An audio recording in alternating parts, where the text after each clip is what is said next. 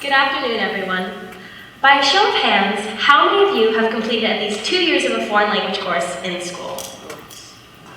That's a really good amount. Now, out of those of you who raised your hands, how many of you can say with confidence that you've achieved fluency in your language of instruction? You may now lower your hands. Notice the difference? In America, only 27 of the 50 states require any completion of a foreign language course for high school graduation. Now, if we further break this down, of this 27, only require 1 year of a foreign language. And many states, such as California, offer substitutions for this foreign language credit, allowing their students to take courses such as performing arts instead of a foreign language. Now, this isn't to say that courses such as performing arts are bad. They aren't, and they're necessary for holistic education, but rather to draw attention to a growing issue: the decreasing rate of bilingualism and multilingualism in America due to foreign language being both neglected and undervalued by society. The minority of high schools that do require completion of a foreign language course are just simply not producing fluent individuals, and moreover, the half of states with no formal requirements fail to spark even the beginning of a foreign language learning path. Now, going back to when I asked those of you who have completed at least 2 years of a foreign language course if you could claim fluency in your language of instruction, the reality is that no one could possibly expect this fluency, knowing that at 4 hours a week, for 12 weeks a semester, for 2 semesters, the average student only receives 96 hours of language instruction per academic school year. Now, the fact is that, according to linguists, it takes a minimum of 480 to 720 to achieve what they call basic fluency, depending, of course, on the language of instruction. And while it is true that you can learn a foreign language later in life, it does not have to be in school, it has been determined in a joint study by Harvard, MIT, and Boston College researchers that the best time to learn a new language is before age 17, meaning that educational institutions are not maximizing on these limited foreign language acquisition time windows. Thus, it is understandable that between 80 and 85% of Americans are monolingual, and this statistic includes immigrants, meaning that the actual percentage of monolinguals is much, much greater.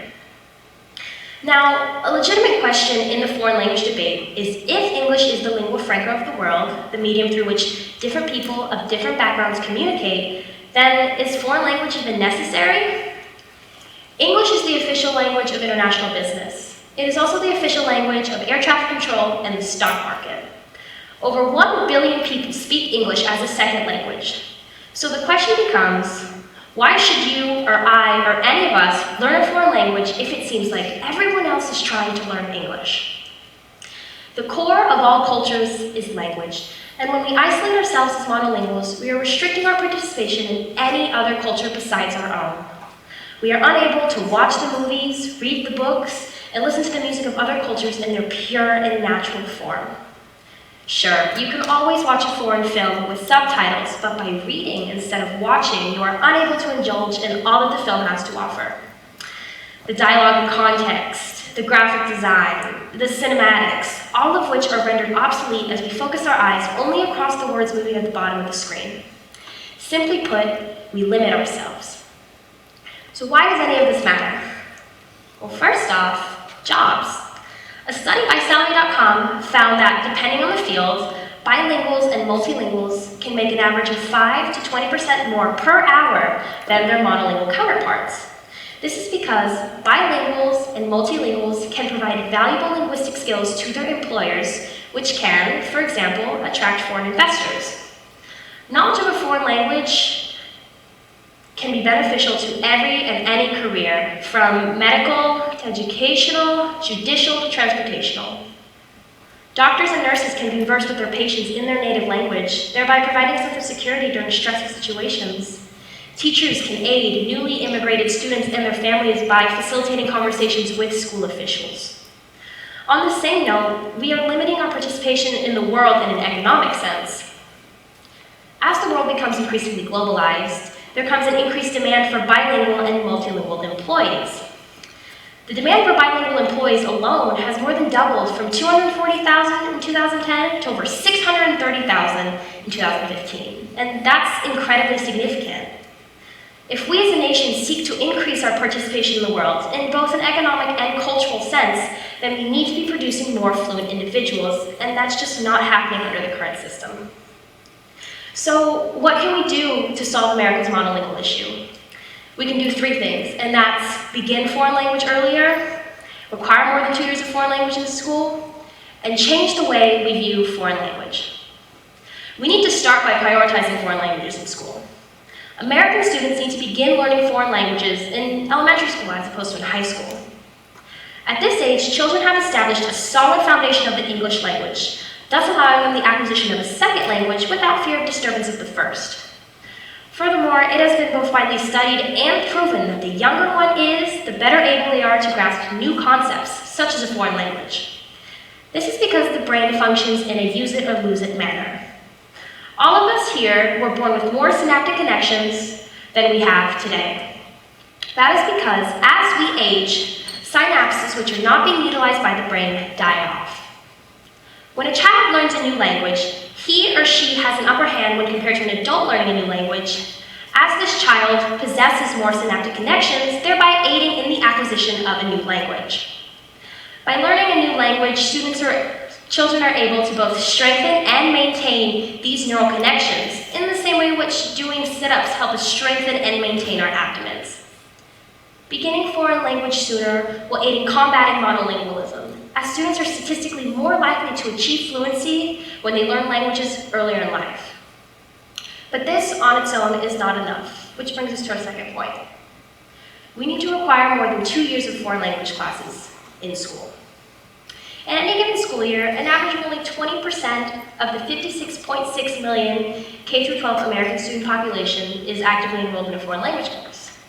In the European Union, however, over 92% of their K-12 student population is enrolled in an academic language course in any given school year, with countries such as Norway, Austria, and Luxembourg maintaining 100% enrollment averages.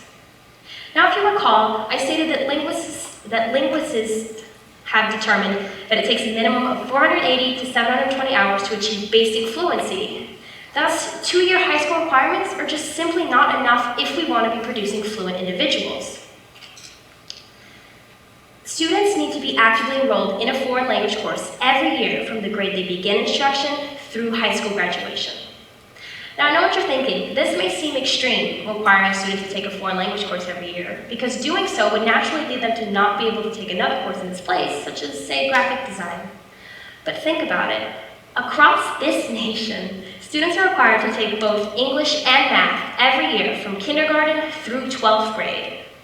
The issue then lies partly in our mentality as a nation. Why don't we value foreign language in the same way in which we value math and English? Which brings us to our third point. We need to change the way in which we regard foreign language. Yes, proficient math and English skills are incredibly important, but so are foreign language skills. As I myself traveled through the foreign language system, completing 6 years of Spanish, I noticed a consistent lack of appreciation amongst my peers for their foreign language courses. Many of them regarded these courses as merely high school graduation requirements instead of fully understanding and valuing the opportunities which foreign languages have to offer. Knowledge of a foreign language can advance our careers, allow us to speak to our neighbors in their mother tongue, and open doors to entirely new cultures and ways of life. Foreign language courses should not just be something to get through, but rather acknowledged as an opportunity to learn real-life skills with real-life applications. I now notice this consistent lack of appreciation amongst my students. Yes, my students. This is an image of myself with a local intermediate school Spanish teacher, and for the past 20 weeks, I've been working in her classroom as a teacher's assistant with Spanish 1 students. Now, on most days, I just walk around the classroom answering the students' Spanish questions, such as, what does this word mean, and how do I conjugate this verb? I'll also answer more generalized questions, such as, what's high school like, and why don't you guys use lockers? The question I get the most, though, is, why do I need to know this? This being the entire Spanish language. Now, this question frustrates me, and not because the students have failed in any way, but because it is reflective of a society that is content with monolingualism. Like my peers, these students do not see the real-world applications of the Spanish language, or of any language for that matter. They are content speaking only English and believe that anyone they will ever encounter will speak at least a little bit of English, thus reinforcing the notion of English superiority. What I try to do in these instances is detail how knowledge of a foreign language can be beneficial to their future careers and how it can allow them to participate in Spanish-speaking culture. The kids are great though, and being a teacher's assistant has honestly been the most rewarding thing I've ever done.